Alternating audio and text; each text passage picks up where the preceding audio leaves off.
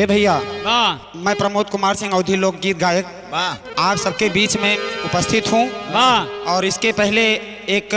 और प्रधानी से संबंधित आपकी जीतब जब प्रधानी आपके बीच में गीत गया था वाह और आप सबका बहुत बहुत प्यार दुलार मिला, बहुत अच्छा मान सम्मान मिला आप सबका।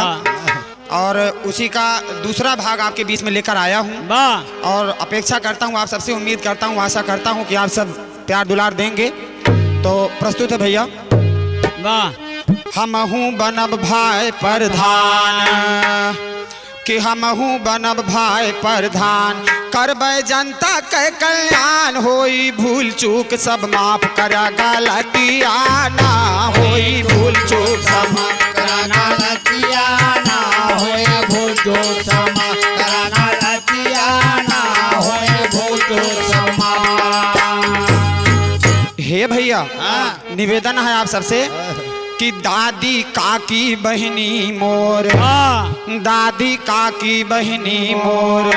और तुहसे बिनती बा कर जोर, मिली है सोहरत सबकी बनी रहे जमातिया ना, मिली है सोहरत सबकी है जमातिया ना मिले थोड़ा बने रहे जमातिया ना मिले थोड़ा बने रहे। हे भैया, एक निवेदन आप सबसे और बा कि मुर्गा मछली खूब तू खाया। जब भी चुनाव सामने आवत हमारे आपके बीच में तो गांव में बहुत ज्यादा ये सब दिखाई पड़त है कि मुर्गा मछली खूब तू खाया,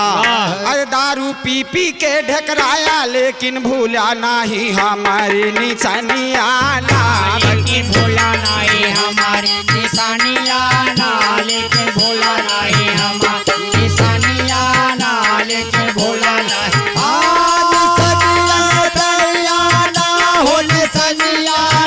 लेकिन भोला नहीं हमारे निशानिया ना, लेकिन भोला नहीं हमारे निशानिया ना, लेकिन भोला नहीं हमारे। हे भैया,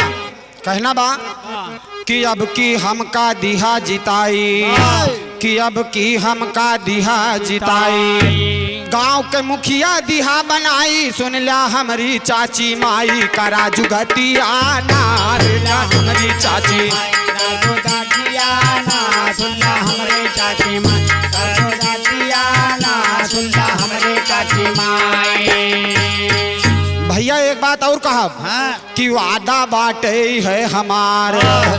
कि वादा बाटे है हमार, अरे होए न पाई अत्याचार, करब विकास गांव के राख्याई है नियतिया ना, करब गांव के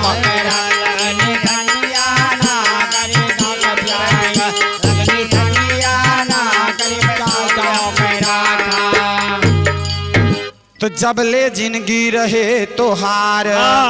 कि जबले जिंदगी रहे तोहार, अरे वृद्धा पेंशन दे सरकार, वो हम चले न केहू कह कौनो खुरपतिया ना, खुरपतिया ना वो हम चले न खुरपतिया ना वो हम खुरपतिया ना हो खुरपतिया ना वो हम चले न खुरपतिया ना वो हम चले न खुरपतिया ना वो हम चले न। हे भैया,